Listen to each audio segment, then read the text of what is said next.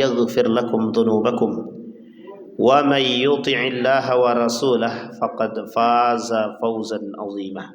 Puji syukur kehadirat Allah dengan mengucapkan alhamdulillahirabbil alamin, bersalawat kepada Nabi dengan mengucapkan Allahumma salli ala Muhammad wa ala ali Muhammad fil alamin innaka Hamidum Majid. Baik Bapak Ibu sekalian yang berbahagia, mudah-mudahan Allah limpahkan rahmat dan karunia kepada kita semua. Insyaallah kita semua termasuk orang-orang yang husnul khatimah. Baik, dalam pertemuan ini kita lanjutkan kajian kita tentang al-munafiqun, orang-orang munafik, tanda-tanda kemunafikan. Di dalam pertemuan ini kita membahas sedikit tentang asalibul munafiq, dasar-dasar kemunafikan itu. Di dalam pembahasan ini seorang ulama Muhammad ibn Rafi' mengatakan, dari pemahaman beliau merujuk kepada surat At-Taubah. Maka dalam kitab ini dibahas dengan An-Nifaq wal Munafiqun fi Dawi surat At-Taubah. Persoalan nifak, penyakit, dan munafiqun, karakter pelaku daripada sakit tersebut namanya munafik. Kata beliau, ada asalibul munafiq di dalam surat At-Taubah tersebut. Pembahasan pertama yang ingin kita bahas daripada asalib, kriteria daripada kemunafikan atau asbab, penyebab, atau bisa disebut dengan standar kemunafikan itu. Yang pertama, al-kadhibu wa mukhada'atul mu'minin, kata para ulama. Dusta dan kemudian menipu orang-orang beriman. Di dalam Al-Quran, dalam surat Al-Baqarah, Allah berkata, a'udzubillahi minasyaitonir rajim, bismillahirrahmanirrahim. Fi qulubihim maradun fazadahumullahu marada wa lahum adzabun alimun bima kanu yakdzibun, kata Allah. Karakter orang munafik itu Allah sebutkan dalam berbagai macam ayat, salah satunya di dalam surat Al-Baqarah itu, hati mereka tadi fi qulubihim marad, ada rasa sakit, ada penyakit hati namanya. Penyakit hati ini oleh ulama disebut dengan ada hasad, ada dengki, dan ada yang menyebabkan hati seseorang itu melakukan dusta dan khianat. Kalau kita lihat sekarang, kenapa banyak manusia berkhianat? Kenapa banyak manusia kemudian berdusta? Ada dasar, ada hati yang sakit. Maradul qalbi, sakit hati dia. Pertanyaannya, sakit hati yang seperti apa? Hasadkah, dengki kah? Bukan. Ada namanya al-hirsu, rakus dan keserakahan, atau tama, ketamaan. Itu ada dalam diri manusia. Penyakit yang menyebabkan seseorang bisa menjadi khianat dan dusta. Na'udzubillah tsumma na'udzubillah. Wa yahlifuna 'alal kadzib, bahkan dengan santai mereka bersumpah atas kedustaan mereka. Bersumpah atas nama Allah tapi dalam bentuk kedustaan gitu. Pertanyaannya, mengapa ada orang berani berdusta atas nama Allah? Karena hati mereka sedang sakit. Apa penyebab hati sakit itu? Kata Nabi, hubbud dunia, cinta kepada dunia. Yang tak bisa tuh kita sebutkan, tak bisa kita hindari. Wa ja'al mu'adziruna minal a'rabi liyu'zana lahum wa qa'ada alladhi kadzdzabu Allah wa rasul sayusibu alladhina kafaru minhum 'adzabun alim. Kata Allah dalam Al-Qur'an, datang orang-orang yang ghadirun, datang orang-orang yang lari daripada kewajiban dan syariat daripada Allah dan Rasulnya, dari orang-orang Arab. Kemudian mereka berkata, waqa'at alladzina kazzabu Allah dan Rasulnya. Mereka kemudian berdusta atas nama Allah dan Rasulnya, atau berdusta kepada Allah dan Rasulnya.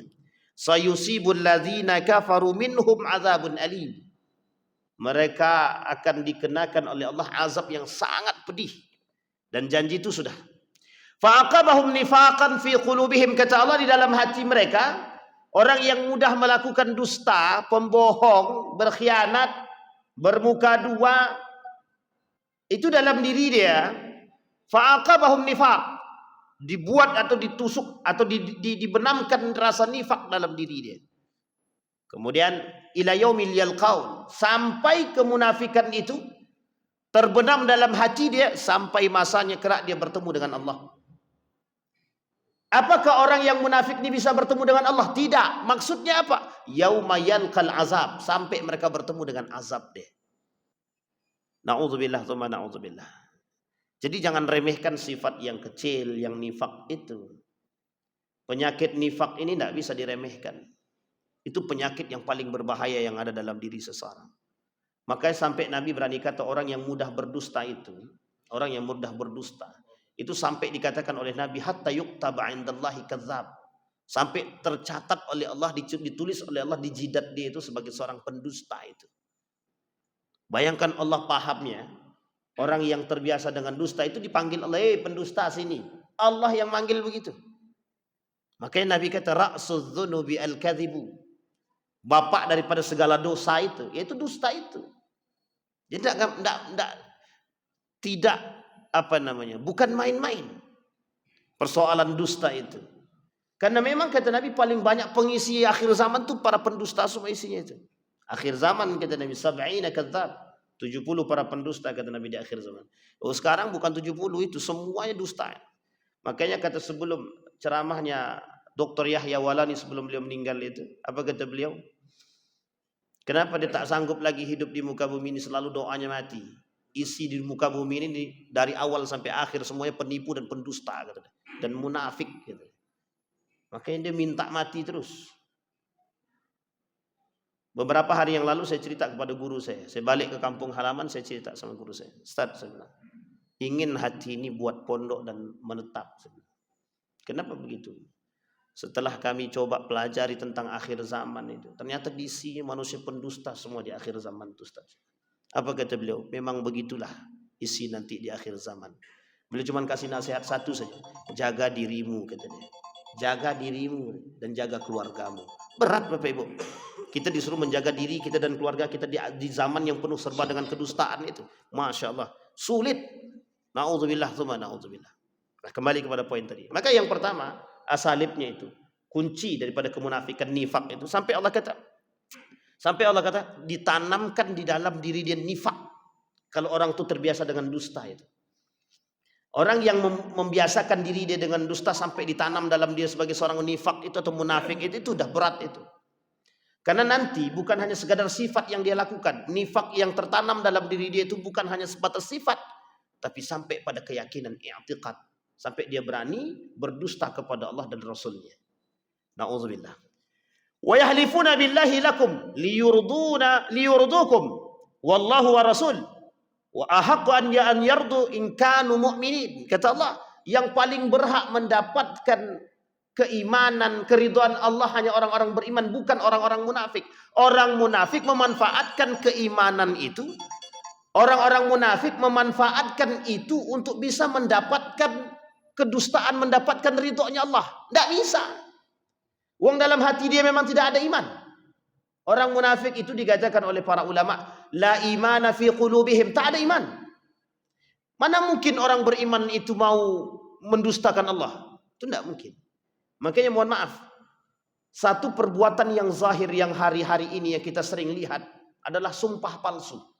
Berapa banyak manusia bersumpah, pokoknya aku bersumpah kepada Allah dengan sumpah Al-Quran dan lain sebagainya. Tapi isinya dusta semua, tidak ada satupun yang baik itu. Hanya orang-orang yang takut. Maka kata Nabi, yang paling selamat itu yang takut dengan Allah itu. Dan mencari orang yang takut dengan Allah itu sangat sedikit. Sangat sedikit. Apa kata para ulama? La yakhafunallaha illa qalil. Tak ada yang takut dengan Allah. Mereka tak takut dengan Allah kecuali hanya sebagian kecil di antara mereka. Mudah-mudahan kita tuh sebagian yang kecil itu kita. Sangat-sangat. Pertanyaannya adalah mengapa orang tak takut dengan Allah?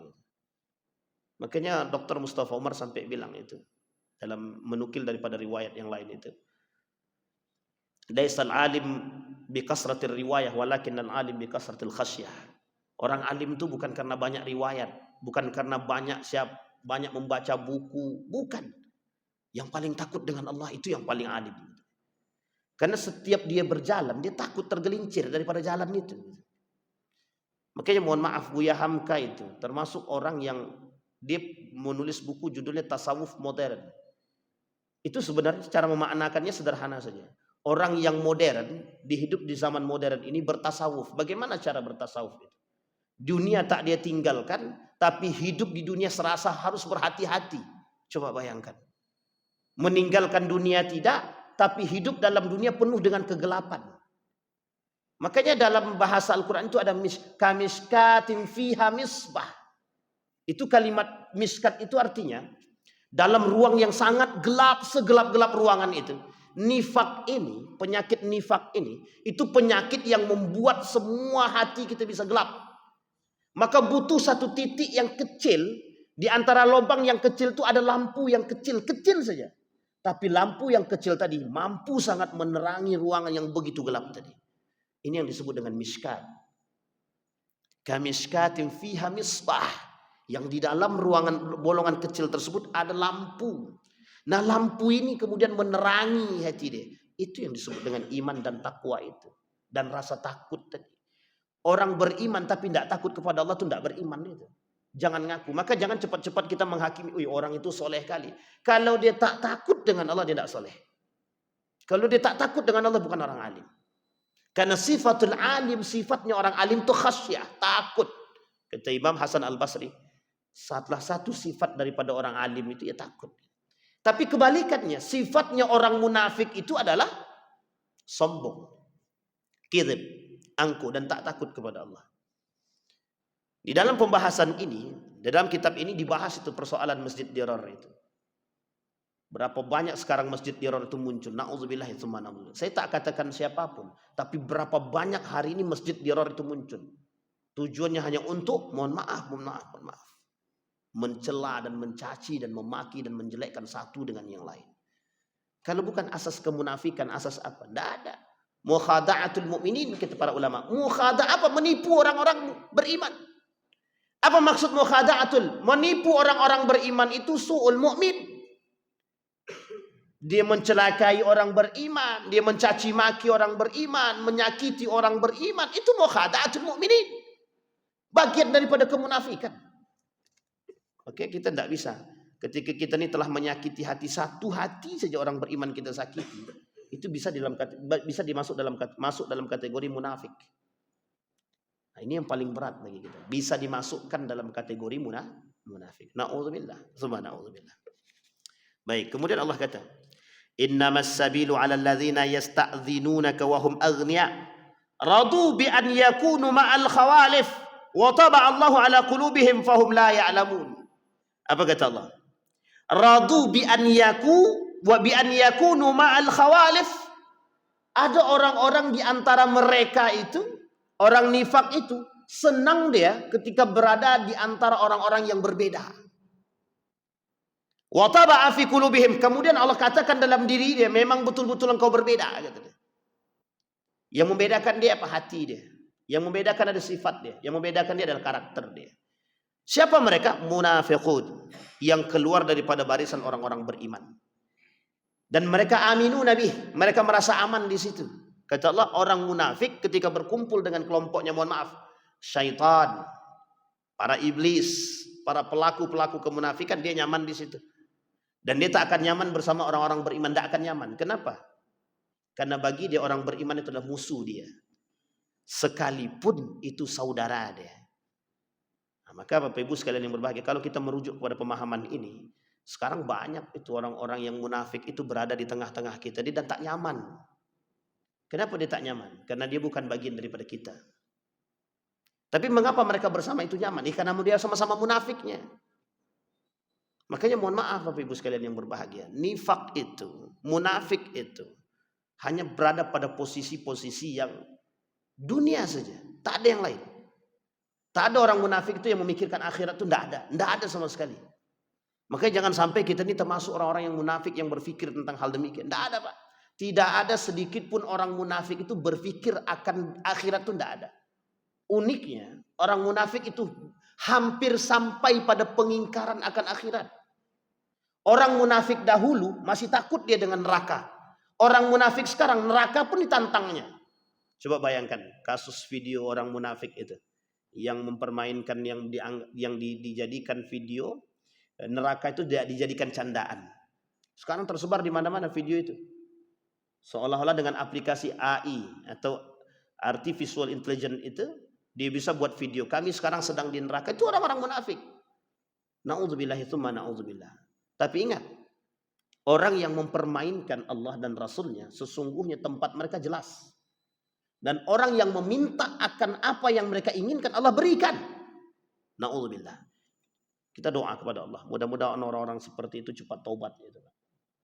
Itu nifak itu Pak. Itu jelas munafiknya. Kenapa kita katakan jelas? Dia menipu orang-orang beriman. Seolah-olah dia beriman. Tapi dia tak beriman. Seolah-olah dia melakukan perbuatan itu tidak salah. Tapi salah. Gitu. Dan uniknya yang dijadikan, dia buat video tersebut, dia berharap semua orang menonton dengan apa yang dia buat, termasuk orang-orang beriman. Dan uniknya di sini. Makanya mohon maaf ketika kasus-kasus akhir-akhir ini tuh kasus-kasus nifak semua Pak. Yang kita tonton, yang kita lihat dalam perkembangan itu tuh semuanya nifak. Makanya kenapa mohon maaf, kenapa ulama itu takut hidup di akhir zaman tuh takut. Kenapa isinya itu Pak, munafik. Coba bayangkan. Mudah sekali orang-orang mempermainkan Al-Quran, mempermainkan neraka, mempermainkan surga, mempermainkan Allah dan Rasulnya. Tak ada dosa Pak. Seolah-olah mereka tidak punya, seolah-olah mereka punya jaminan masuk surga. Itu sebenarnya sederhana pemahamannya Pak. Mereka beranggapan bahwa neraka dan surga itu tidak ada. Pertanyaannya siapa mereka? Nifak, munafik. Orang yang tak percaya kepada Al-Quran. Nah ini kejadian, dan ini baru kita lihat begitu ramai sekarang orang yang komentar tentang hal demikian. Banyak orang yang sumpah palsu, banyak orang yang berkata palsu, banyak orang yang kemudian bersaksi palsu. Berapa banyak? Itu ditontonkan.